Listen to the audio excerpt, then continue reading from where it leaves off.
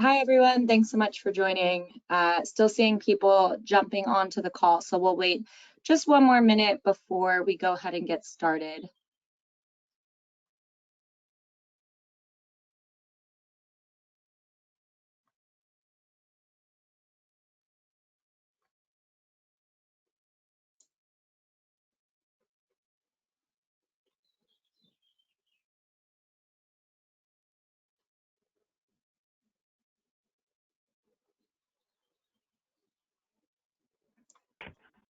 Okay, and just a few housekeeping things before I pass everything over. The recording and slide deck will be posted on the website using the same registration link, and we'll also send it out via email after the call to everyone who has registered.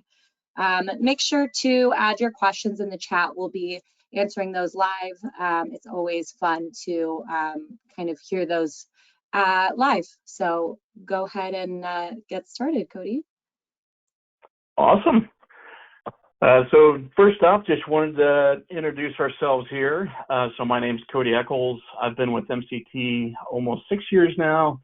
I've been in the mortgage industry for over 23 years, working for a variety of IMBs and banks over the years, with specific oversight on secondary capital markets and also operational mortgage division oversight.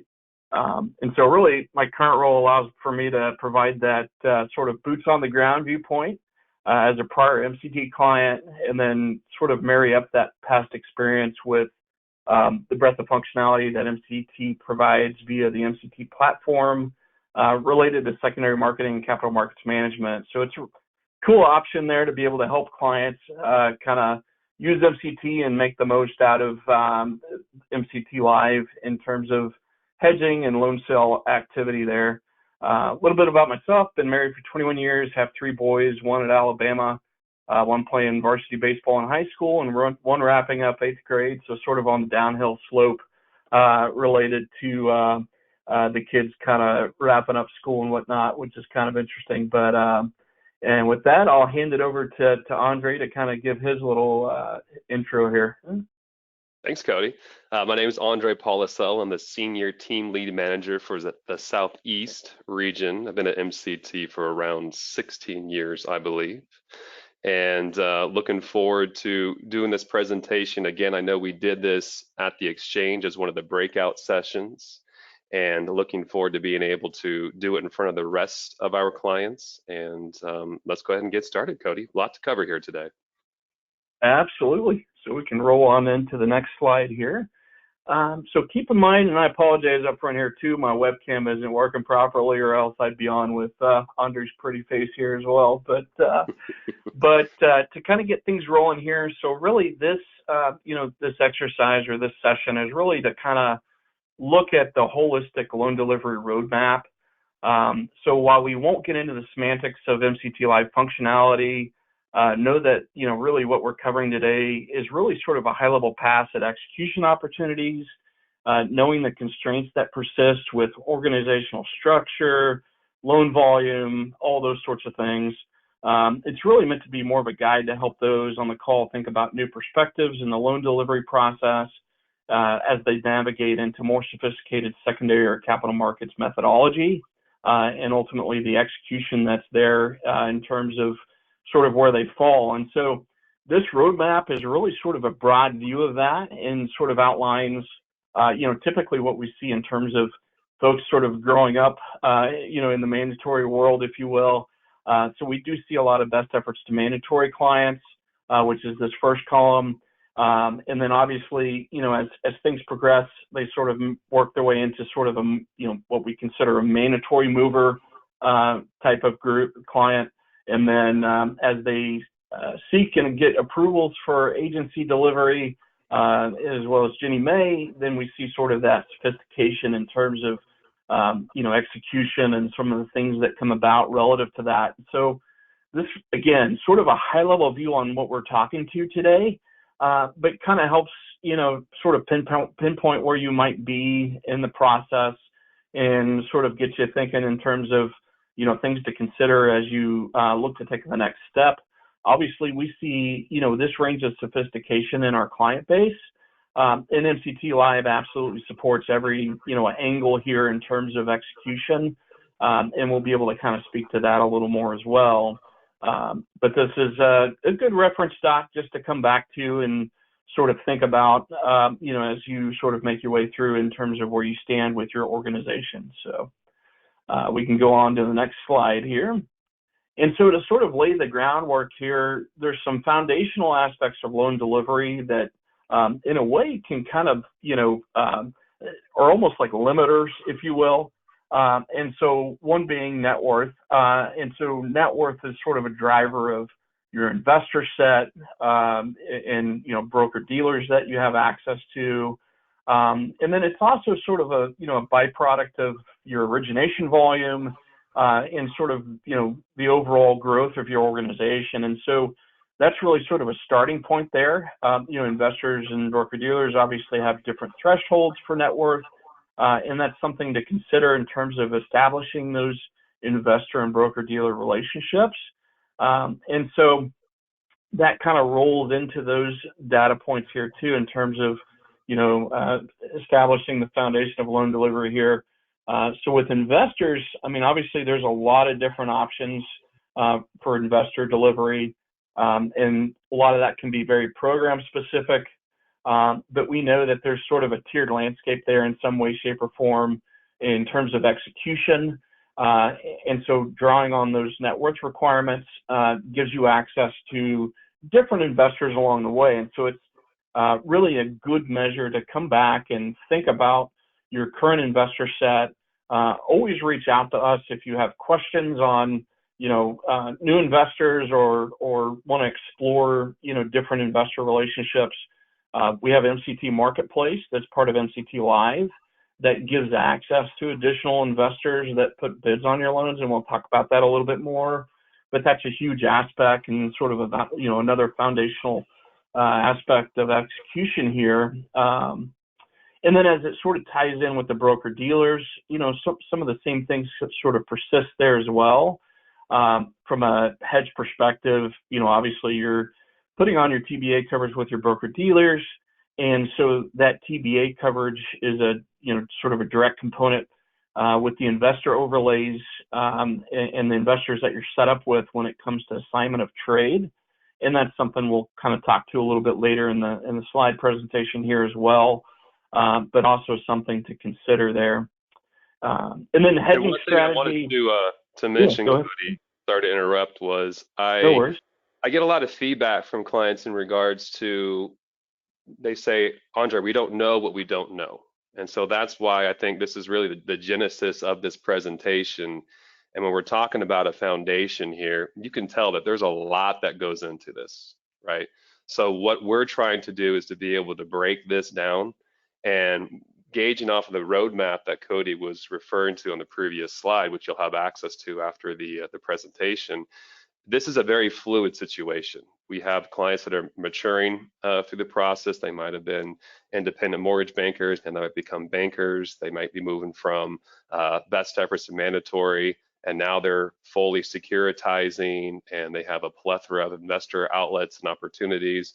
But the main point is that being able to really gain some perspective on what you're trying to accomplish, and by going through these various steps to ensure that you have all the necessary requirements that could potentially open new doors and opportunities to increase executions and efficiencies across the board.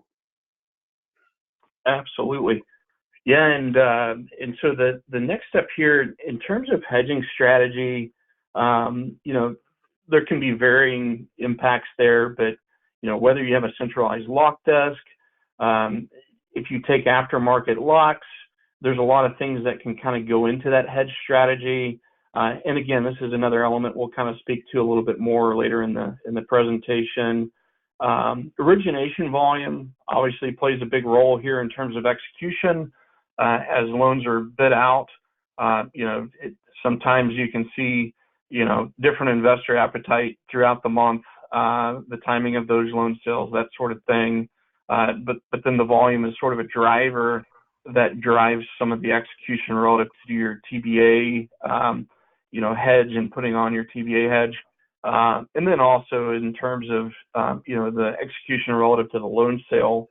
And so those are things that we'll kind of talk to here as well. But, and then your mortgage programs being originated. We know spec is a big piece of, most folks' pipelines today. And so just being cognizant of the opportunities that persist there. A lot of folks are, have started sort of margining, spec into their front end price. And so having transparency between that front end and execution price is really important in terms of execution and sort of managing to that as those spec opportunities sort of, work their way into your best X and whatnot. And then of course, as we get more, complicated here, so mortgage servicing, obviously, if you're, an agency direct seller, you come to a point where you might want to look at retaining servicing versus releasing servicing. And these are all aspects, again, that MCT Live can be, a great functional resource for in terms of making those decisions as part of your best X in your loan sale. And then finally, institutional type, a lot of, whether you're an IMB, a credit union, a bank, I've kind of worked in all these different buckets, and I can tell you that, the sort of the strategies that persist across those different institutional types can sort of drive, different ideas in terms of originating production, which sort of, feed into your execution relative. And so, having a correspondent channel, wholesale channel, if you're primarily retail, all those things can kind of feed into that as well. So, all right. And then we can roll on to the next slide here. And so I'll kind of just highly hit this, and then Andre can kind of expound a little bit here too. But just again, another foundational aspect of what MCT Live or MCT provides in terms of support. It's important to understand sort of the handoffs there with execution and loan sales. And so, this is, again, sort of a foundational aspect relative to MCT, but, we have a lot of clients that are full support, that lean into our trade teams. They have the support of our client success group and the rest of the team. And then, we have some folks that sort of dabble in the loan sale process, or they do the TBA trading and take those individual pieces. And then on the other end of the spectrum, we have autonomous clients that are, using MCT Live to execute. And so they're, strictly autonomous, but they still have the support of our client success group, our sales team, and our broader support at MCT. And so those are great options. And the other thing I would overlay there too is, MCT is really driven around execution. And so this is one of the, I would say, core elements that we really concentrate on for our client base. As you look at different execution, we want to make sure that you have, all the tools in your tool belt to maximize your execution as much as you can. And so we have regular touch points with our client base to review profitability and make suggestions around, investors and broker dealers and execution opportunities, and try to keep that forefront in terms of our client base. And so that's a real big piece of this as well. And so, Andre, I know you're very integrated in terms of full support. Thought I would just kind of, give you a chance to kind of speak to what that looks like for a client and kind of how you integrate with our client base there. Sure. Thanks, Cody. And the way that I look at this is, depending on the service level, it could potentially be a natural progression. What we do here at MCT Live is we really hang our hat on the customer service and educational approach that we take with our clients. So as we speak, I'm actually concurrently doing a roundtable here with Paige in Nashville. And so I was able to step aside into one of their meeting spaces here to be able to conduct this webinar as they're doing their roundtable discussion. And I'm seeing all my clients from various different service levels. And what ends up happening with a lot of our clients, not all, but a decent amount, is that they'll start off as full support, meaning that the traders are taking care of their loan sales, their hedging strategies, the executions, ensuring that the data is flowing in properly, and having touch points and calls to ensure that we're making as many basis points as possible over best efforts. What ends up happening during this process is we really like to hold the hands of our clients, so to speak, and really peel back the curtain so you can see essentially how the sausage is made. And what ends up happening is they want to learn more. They want to eventually take more of this on. The UI within MCT Live is user friendly enough to where it's very transparent. And so if you see me doing enough loan sales, you might say, Andre, why can't I start pushing out the bid tapes? Why can't I get in here and start looking at the analysis and figuring out where I want to execute these loans, or look at AOT possibilities to see what how we can maximize our execution? And we encourage that. So we love to be able to take our clients from a place where they might know nothing about hedging or the mandatory space or anything that entails all the above. And we really just kind of take our time going through each step of the process until they get really comfortable with it. For some clients, they enjoy having us taking care of everything. It's one less thing that they have to worry about, and they trust us, and we definitely appreciate that level of trust that we've gained from them over the years. For other clients, they start dipping their toes into wanting to take more over, and so they may transition from a full support to a loan sale perspective, where we'll maintain the loan sales for them, or they want to end up taking that piece over.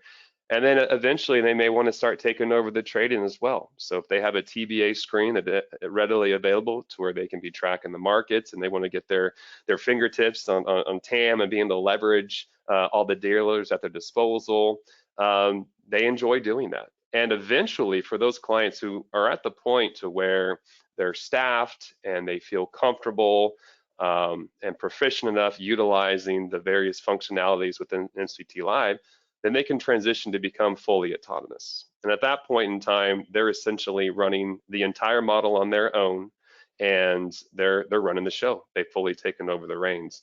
So I really feel proud seeing clients from these various service levels. And we still, like I said, have clients that are full support, and they'll always be full support. And we have clients that are autonomous that will always be autonomous. But we do see a fair amount of users, and a lot of my long-term clients, where they started off on one service level and now they're running the show on their own. So it's really great to see, and I think it really shows just how transparent our model is and how it's user friendly, and we encourage people to be able to take on more if they like to. Absolutely. All right, we can roll on to the next slide here. And so we already kind of hit this as well, but in terms of, client type, we kind of see sort of, three buckets here. We have a lot of folks that over the years, a little less more recently, just given the market dynamics that we've seen, but, a lot of folks will start out in the best effort space, and then they, see the better execution on the mandatory side of the fence, and so typically see those best efforts to mandatory folks as they're sort of getting started there. And then as they sort of grow into that approach and hedging and setting up broker-dealer relationships, then we start to see, as time goes on and origination volume grows, then we start to see, a little more sophistication in terms of becoming more of a mandatory mover, sort of moving up the chain in terms of investor relationships and broker dealers, and managing to those relationships.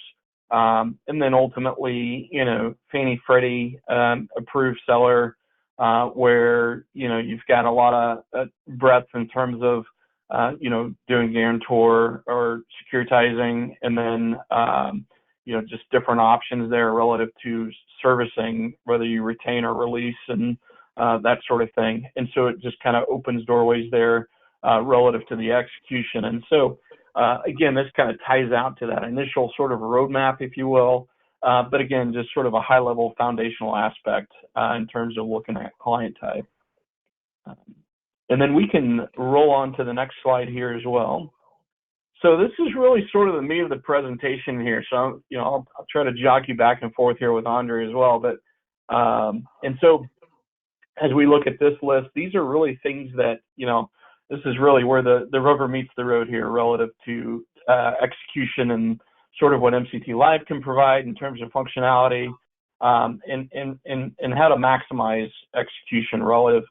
And so these are big points here, and we could probably take these into a variety of rabbit holes, but the first one here really is MCT Marketplace. And so MCT Marketplace undoubtedly, over, I think it's 35% of all whole loan transactions being sold on MCT Marketplace today.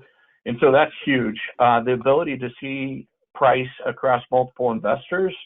The encouragement here is, if you're new to mandatory, again, just always be considering your investor set. MCT Marketplace allows access to shadow bidding. And so being able to see a price that, on an investor that you may not be set up with yet, there's some opportunities there to just stay in tune with, pricing relative, and explore those options. And then that's backed by, the ability to, review execution. So MCT Marketplace Performance tab and MCT Live, you can go in and review win rates, the production that certain investors are bidding on. Sometimes that can be a little bit nichey in terms of what investors are, putting a price on and what they have an appetite for. And so it's good to review those things. And we're always alongside, our client base and sort of managing to those options and reviewing those on a regular basis. And it's not only on the investor side, but, as you go through the sophistication and say, hey, we've got S&P co-issue buyers that are, BAM options there too. And so you can shadow bid those S&P options from a co-issue standpoint. And so it really sort of folds through, the different layers of sophistication there relative to stay in front of, your price and see where things are landing there relative. And so it's really a great option there. And then I'll let Andre kind of, so go ahead. Yeah, thanks, Cody. I was just going to mention, one of the things, some of the feedback that I receive on this is, Andre, this is so much information here. We have so many different investors, so many different outlets. I'm overwhelmed by it, right? Can you quantify if the juice is really worth the squeeze, so to speak, on seeing some of these extra opportunities as it relates to MCT Marketplace? So what we do here at MCT is on a weekly basis, we'll get a summary. Paige Woodall runs it, and he will let us know the last week's activity as it pertains to the marketplace investors. And just to provide you some recent color to show you that it is potentially worth your while, we had over 175 million worth of commitments over the last week by over 70 MCT clients. And the average pickup on that 175 million was 22 basis points. And that's actually a little bit down from the historical average. I believe the historical average is right around that 25-ish, 27 basis points mark. So you can see, clearly in this market, especially 22, 25, 27 basis points, you'll take that all day long. And you might be asking yourself, well, what are these niches as it relates to the marketplace investors and what they're bidding up on? A lot of it is going to be pertaining to some of the lower FICOs. So if you're looking at sub 660 on VAs or some low balances on some USDAs, that's where we're seeing a lot of the pickup there in this particular niche. But to Cody's point, we want to make sure that the investors that may be willing to bid up on this production, that you're able to see that information. And you're going to have empirical data if and when you decide to actually get signed up from one of these investors, you have the data to support it. So you're not just going out there sticking your finger up in the wind and be like, oh, maybe I've heard these guys are pretty good. I don't know if they'd be bidding on our production. I'm just gonna, take a stab at it and get signed up with them. We know your time is valuable. And we want to make sure that when we make recommendations that we have the data to support it. So BAM Marketplace, MCT Marketplace, it's a great opportunity to be able to exposure from some investors that you may not know that were out there, or maybe there was a familiar investor that you just didn't think they would be as competitive with your production. So now you have the data to be able to quantify that. Absolutely. Yeah, and another great call out here too is if you haven't been in, our business intelligence tool lately, our lender analytics is sort of what we're, referring to it now. Definitely encourage you to take a look there. There's a lot of great, comparison data, execution data that can be reviewed there. And that really is sort of the backbone to your execution as you look at, the MCT marketplace performance and the opportunities that exist there. But this is on a much broader data set via lender analytics. And so there's a lot of great reporting out there that can be, scheduled for regular delivery to your email box as well.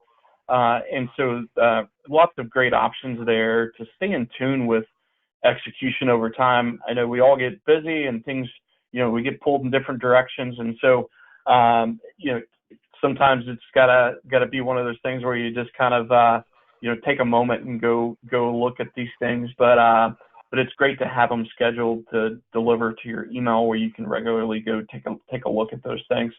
And then I'm going to lob this one back over to Andre as well. But in terms of loan sales, we know that, the timing of those loan sales can be one aspect here with market releases at the Fed's meeting, that sort of thing.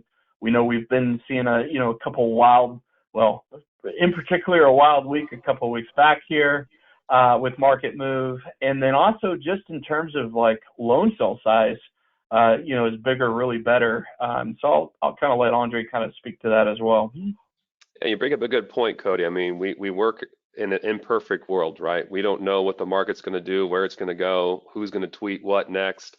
So it's our job to be as on top of it as possible. But as it relates to loan sales and the execution therein, generally speaking, we want to have the ability or encourage our lenders to be able to bulk up these loan sales, meaning that if you have, let's say on average, 3-4 loans funding on a daily basis, you may have enough, $1 million or so, to be able to send out a bid tape and sell some loans. And yes, we are cognizant of the cash flow and the timing implications. But what we're trying to do at the same time is we want to maximize the efficiency and execution of the loan sale while also providing the investors the best opportunity to be able to bid on your loans. And so if you're able to bulk up that loan sale, so instead of doing maybe a loan sale every day or every couple of days, even if you have $1 million ready to sell, if you're able to hold off a few days, and look, we're also looking to analyze the hedge costs incurred, right? There are some instances to where if we're looking at only fractions of a basis point to be able to keep a loan in the hedge for a couple of extra days to potentially make up 10, 15 more basis points by putting out a larger tape, we're going to take that trade-off all day. Right, but we're looking at the metrics as well. Is it okay to leave in the hedge for a few extra days? We're cognizant of the warehouse lines and the implications of such. But generally speaking, imagine if you're able to send out a $5 million loan tape once a week, and these investors are typically going to be have a higher appetite if they know that you're selling less frequently, and they may be looking for color or last look.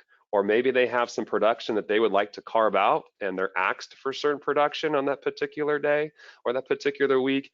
You're going to have more opportunities and really make the best use of your time to where if you have investors that are looking for that last color, we have some investors that do that where they want to see the color, and then they'll come back and have us either refresh the APIs or they'll tell us they'll add in X amount to the bid tape there. We encourage that. We want you to be able to relay this color to your investors, and it just makes more sense to do it on a larger basis. But on top of a potential investor appetite, we want to make sure that we're maximizing the AOT opportunities. And when we're looking at many investors at $500,000 increments and be able to assign those TBAs, you just simply wouldn't be able to have as many opportunities if you're, let's say, doing a $1 million loan sale with 4 loans and they're all different products or they're all in different coupons, well, you're not really going to be able to commingle those or be able to assign as many as you'd like on the percentage basis. Whereas if you took that 1 million and you bulked it up and you sold later on in the week and now it's 5 million, well, you may be able to assign 20, 30, 40% of that loan sale because you now have more loans available to be able to exercise that opportunity. And at the end of the day, that's what we're trying to do, right? We want to make sure that we're looking at all execution strategies and we want to be able to put our best foot forward to be able to squeeze out every single basis point we can. So generally speaking, yes, bigger is better as it pertains to loan sales. Does that mean that we can't do smaller loan sales? Absolutely not. And look, there's going to be times where it's towards the end of the month or someone's going to be out on vacation and they want to do a couple of loan sales to not bog down the shippers. We totally understand. And that's where the communication is so important between the traders and with the lender. We all need to be on the same page, right? So if you have a certain strategy or if you're in a bind, let us know and we'll do everything that we can to ensure that the process goes as smoothly as possible. Absolutely.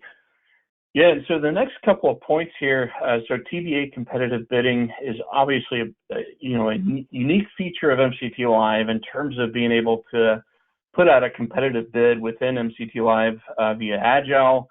It takes a $2 million min bid. And so there's kind of, a couple different schools of thought there. And, I think the more you can throw, different broker dealers at that, we've seen really good results there for our client base. And it just gives you exposure to all the different, broker dealers that are on the platform there as well.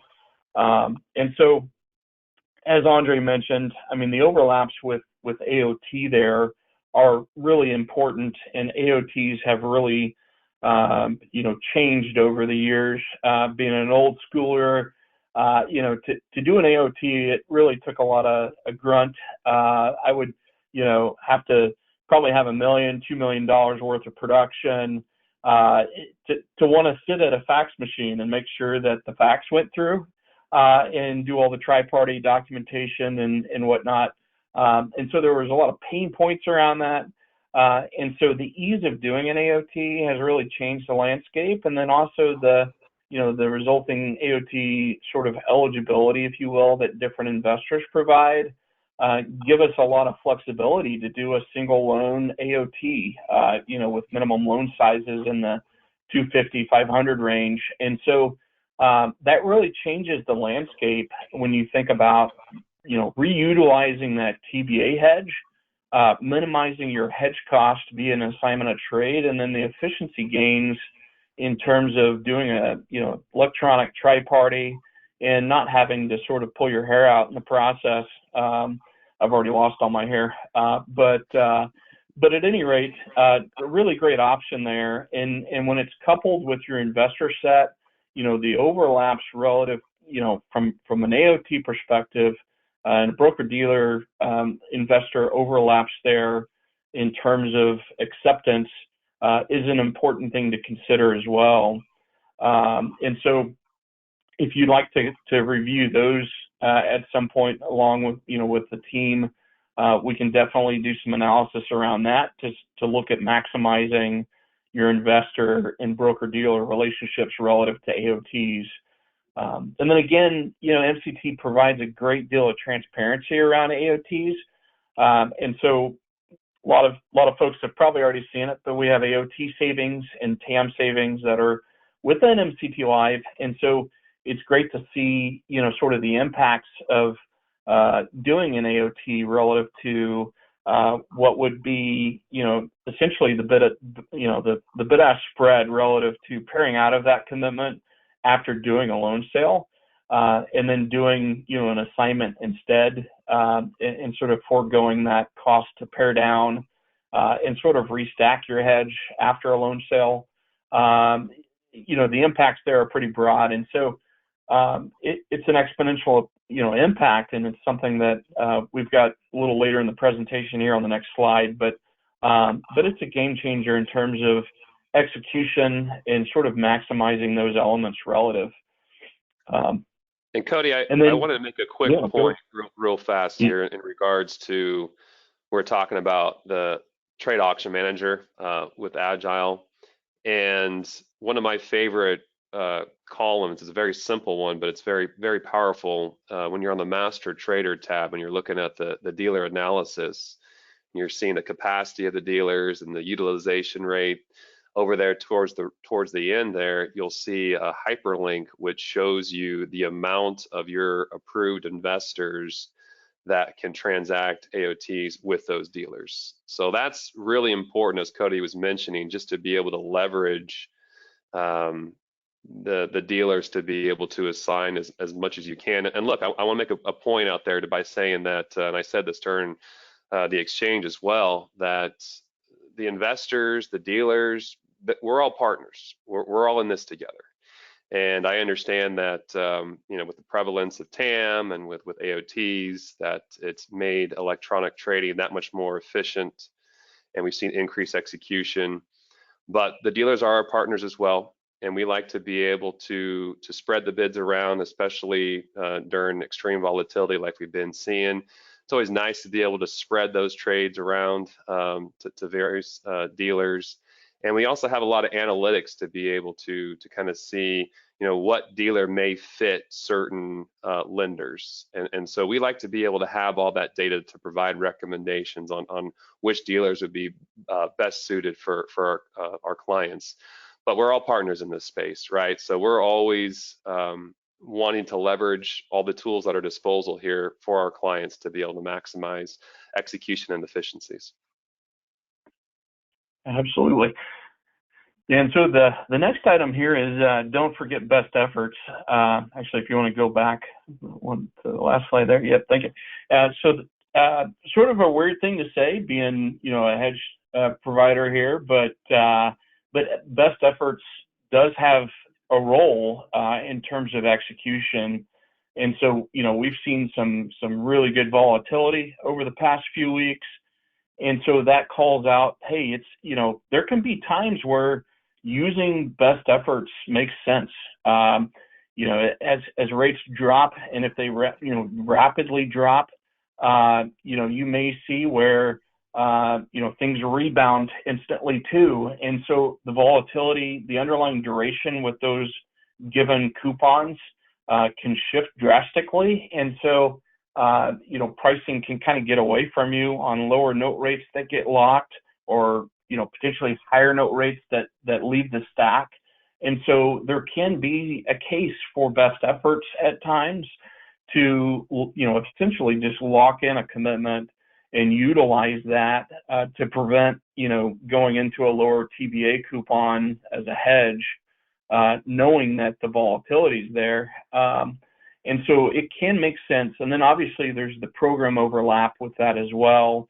There's a lot of great resources in MCT Live, as we've kind of discussed over the call here. But at the end of the day, one report kind of comes to mind there. It's a full pipeline MTM report, but it's a multiple execution report. And so if you pull that up and it's taking your active pipeline, showing the valuation of that loan on a nightly basis or on demand there. But at the end of the day, like, you're looking at the net sell price or the best X there for that given loan, and then it's going to show you your cover and your second cover, your third cover, and the deltas there. And so as you start to look at that and you see that, hey, I might have a loan where, the leading investors, 50, 60 bips out ahead of the cover. And so it does sort of raise the question of, hey, if price fades, is that a loan that I want to, put in the hedge or sort of put that risk in there? And so there's opportunities to see things like that in terms of your loan set. And then also, just like we were saying, just the interest rate dynamics, there's a case for best efforts there relative. And then obviously, there's, in terms of originated programs, spec, we know spec can be volatile. The duration component around spec When you look at a LOB or MLB, spec product versus sort of a standard, conventional bucket or government bucket, we know that there's differences in duration there. And so sort of staying in tune to that and how those programs react from a hedge perspective and or execution price is a good, measure to kind of understand over time. And then obviously AUS fungibility is a big thing as well. So folks that sort of, on the agency delivery side that can run DUNLP and have fungibility there, it's a great execution option. And so we do have a lot of ways to sort of incorporate that to maximize your best X relative to your AUS that you're running, and review that and be able to sort of map that in for you. So Andre, I don't know if you had anything else along those lines as well. So yeah, I wanted to go back real quickly when you were referencing best efforts, and I know for some people in the space that maybe best efforts and mandatory movers, they might be wondering, like, wow, why are you guys talking so much about best efforts? And it's actually twofold. I'm going to spend a little bit of time on talking about the front end aspect of best efforts pricing. And one of the discussions or topics that comes up most frequently when we're assessing a client's performance or lack thereof is I want to be able to see if the client has been bringing in viable hedgeable loans. Like as Cody was mentioning, not every loan may be best suited to put into the hedge.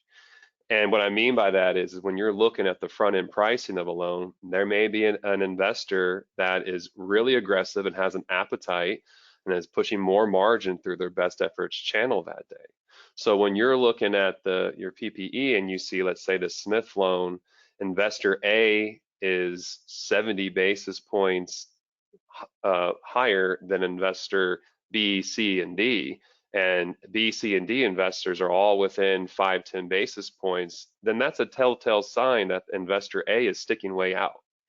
And so we would not be doing our jobs. We'd be remiss if we didn't recommend that you take that loan and lock that up directly with that investor best efforts. And we've actually taken it a couple of steps further by recommending to some of our clients that if you see this on a fairly regular basis, and obviously I'm going to want to get into the nitty gritty of what percentage of loans are kind of falling into this category where they're winning by, let's just say 25 basis points more on average, and you're still bringing those into the hedge, that's going to substantially eat into your mandatory spread, right? So we want to make sure that the loans that you're originating, that we're taking a very close look at that front end pricing, and it'd be advisable to be able to put some parameters or guardrails, so to speak, surrounding how much that buffer should be, right? So we have this for a few of our clients where we'll run through their front end pricing, we'll take a look at who they're pricing to, what types of products they're originating, and we'll get an idea of how their front end investors have been pricing on a regular basis. And we'll say, hey, you know what? It looks like that you would be better off if we put, let's say, a buffer in there or a threshold, so to speak, to where if investor A is beating the cover executions by greater than 30 basis points, we're going to advise that you take those loans best efforts and lock them up directly and leave them out of the hedge. And what that's going to do is it's going to essentially preserve your front end pricing, because if you think about it, the spread, that inherent spread that we keep referring to, once you start delivering on a mandatory basis, that's just simply the longer term best efforts price compared to that short term mandatory price. But if that longer term 30-day best efforts lock is being incented on that particular day or on that particular loan, then it wouldn't make sense to bring in a loan that may have a inverted spread, might have a negative spread to its mandatory price. So that's our job of being able to educate and advise our clients to, when we're talking about foundations, this is one of those foundational components, right, as far as front end pricing. And that also relates a big topic to spec payups. And how much of that do you pass through, or do you hold some of it back? We have functionalities with the base rate generator to where you can hold a portion or all of that spec pay up back from your front end pricing there. And that's huge, right? When we're talking about this volatility, if you're passing through 100% of the spec pay up on your front end pricing, there's no guarantee that that similar spec pay up is going to be there tomorrow, much less 30 days from now, right? So that's another sign of potential leakage. We actually were looking at some analytics at this roundtable, and Sarah Hellman from our business intelligence department created a new graph. And of all of the open pipeline across all of our clients, there are about 48% of the loans have some form of spec pay up. So just think about that. Almost 50% of the open pipeline has some form of spec pay up. So if you're passing all that through on the front end and the pay-ups are going back and forth, there can potentially be some substantial leakage there on your front end pricing. So we have the analytics, we have the tools to be able to provide that to you to see how that may impact in you and what kind of recourse you can take in regards to getting in front of that and not necessarily passing all of it or any of it through, depending on your risk profile. Absolutely. Yeah, and as you kind of work your way through the sophistication here, obviously, as a agency approved seller, ultimately servicing becomes a question in terms of retaining or releasing. And so, MCT Live has what we used to refer to as EBX integrated into MCT Live. And so for folks that are sort of, walking through those elements, the tax implications, the overall break-evens relative to the MSR asset, that decision can be front-loaded relative to the best decks as they look to do a loan sale. And so that makes a great option, in terms of execution to take that initial swath to say, hey, should I retain or release this loan?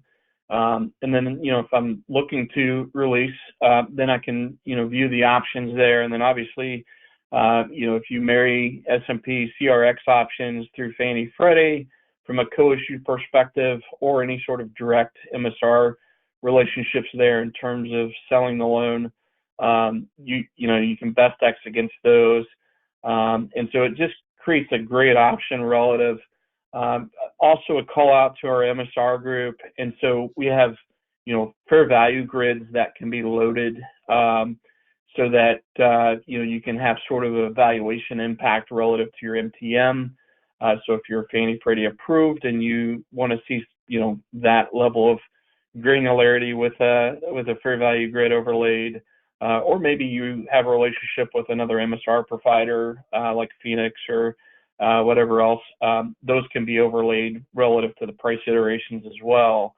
So not only from an execution standpoint, but from a valuation standpoint, staying in tune to, what is the MSR worth, relative to the whole loan and the opportunities that exist there, not to take a step all the way back, but again, marketplace, if you're shadow bidding those co-issue options and kind of see the options there, in addition to the valuation, it just gives you a swath of opportunities to kind of explore relative to the MSR asset and the ability to execute against it. And then really the final piece here that we're kind of talking to is MBS pooling. And so with securitization, obviously we've, over the past few years have sort of increased in terms of sophistication and the clients that work with MCT. And so this is an area that we've continued to sort of build out over time. And so adding that functionality, as part of the loan sale, to carve loans out and say, hey, I'm gonna pool these loans, and then giving the user the functionality to really manipulate those pools how they need, and sort of stack them how they will relative to spec opportunity or whatever persists in terms of execution from a pool standpoint. But the system will allow you to set those pools up and then modify them how you will, put the different loans into those pools, and then ultimately send those over to TAM where they can be bid out against your broker dealer set. So it's sort of a sort of end-to-end approach there relative to that pool process. And so always an option there. I mean, execution is always one of those things where you have to, it's a slice and dice almost. Given that spec is a big piece of most people's pipelines, as Andre was mentioning, it does impact where you go in terms of execution, whether it goes to an aggregator, whether it goes, retain release as a direct agency seller, whether you're pulling those loans up and securitizing relative, can really go a variety of different directions there. And so, again, lots of information on this slide, but we hope that, this is helpful in terms of thinking through some of the different aspects around execution. Before we go to the next slide, Andre, did you have anything else on those final two components there? No, I was just going to mention that one thing that we do really well here at MCT is that we're constantly innovating, and we're getting feedback from our traders, from our CSG, from all the members within our team here, and our clients, of course, how to make the process more intuitive, more efficient, and increase execution. So as it relates to the MBS pooling, I know that's been a piece there. We've been trying to improve that process and the functionality. And the same can be said for TAM and for MCT Marketplace. We're always looking to really dial in our expertise and being able to just stay on the cutting edge of technology to make it easier for everyone. So you might have used some of this in the past, and I would encourage you, if you want to take another look at it, things are always evolving at MCT. So it may be worth your while to lob an email or a phone call to your trader or to CSG and just kind of ask them, hey, can you show me the latest and greatest with this piece of functionality? I tried it a couple of years ago, wasn't really ready for it yet. What can it do for me now? I think that's one of those things along the similar lines as far as not knowing what you don't know. It doesn't hurt to ask, right? And so we encourage you to be able to reach out to us. And that's really, honestly, one of my favorite parts of working at MCT is just that level of engagement that we have, not only with our clients, but also within our company, being able to communicate with the various different divisions as they're developing new processes and new functionalities, and then keeping us aware of everything that they've been developing. So that's definitely a key component as far as just keeping up that communication. And if it's something new that you want to learn, that's what we're here for, to be able to educate. Absolutely. And then we can roll to the final slide here. I know we're kind of nearing the close here, but so this is really the last slide in the grouping here, and it really is just sort of the proof in the pudding here. So this is some data from our lender analytics tool, and it's really just looking at peer groups relative to AOT savings. And so when we think about AOT savings, what we do is we look at the bid-ask spread that was present at the time AOTs were completed. And then we've grouped that into peer groups here relative to origination volume. So down the left side, you've got 0 to 25 mil a month, 25 to 50 mil, 50 to 100 mil, and on up the chain there relative to a peer group. And again, this is from Q4 data, so we have October through December sort of rolling through each peer group relative. And so, this is sort of summarized in the picture or the graphs to the right here as well. But really the proof is in the pudding there in terms of savings. If you think about the bid-ask spread that was saved at the time the AOT was completed, you can see a couple of things here. The AOT percentages for the peer groups, anywhere from 27 upwards of 40% usage in terms of AOT usage, which is pretty exponential. It's a huge hedge savings there relative. And then as you kind of look to the far right, you can see the average and the Q4 totals there relative to the peer groupings and how they sort of mount up. But again, sort of an exponential impact relative to doing AOTs and using MCT Live to accomplish these AOT savings relative to your execution. And again, the more volume you throw at that relative to the peer groupings here, as you can see, sort of the bigger the exponential impact in terms of the savings. And so that's really where the proof is in the pudding, so to speak. And again, only looking at AOT savings here, but we also have TAM savings that we share with our clients as well when we look at the indicative price relative to where bids came in, and so those can be explored as well. But really a great sort of impact to show sort of the executional value there relative. So Andre, I don't know if you had anything else on that screen as well. No, I think you nailed it, Cody. I think I was just going to allude to the fact that for those clients that are on the line there on the historical tab of MCT Live, if you have that tab available, you'd have the ability to pull for your specific shop the TAM savings and the AOT savings, and you can do any time range for a look back over the last month, last quarter, last year. So it's another valuable tool to be able to quantify the amount of savings and increase execution by leveraging all this functionality. Awesome. And so that pretty much concludes our session here today. So we can I know we got a little bit of time left, but if there's any questions or chat, this would be your opportunity to ask those questions now. So.